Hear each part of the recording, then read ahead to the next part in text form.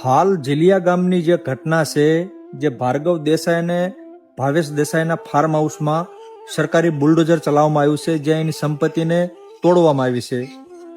જે દિવસે રાતે ત્યાં ઝઘડો થયો, તોડફોડ કરવામાં આવી અને આગલા જ દિવસે સરકારી રાજકીય ષડયંત્ર દ્વારા એના ફાર્મ હાઉસમાં બુલડોઝર ચલાવવામાં આવ્યું છે. મને એ વાતનો વિરોધ છે કે રાતોરાત આ નિર્ણય કઈ રીતે લીધો સરકારે.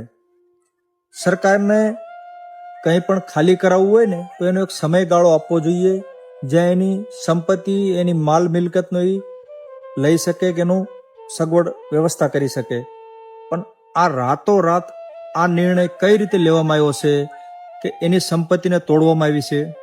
આ એક રાજકીય ષડયંત્ર છે, જે એક સમાજને ટાર્ગેટ કરવામાં આવ્યો છે અને ભાવેશ દેસાઈ અને ભાર્ગવ દેસાઈને ટાર્ગેટ થ્રુ એની સંપત્તિને નુકસાન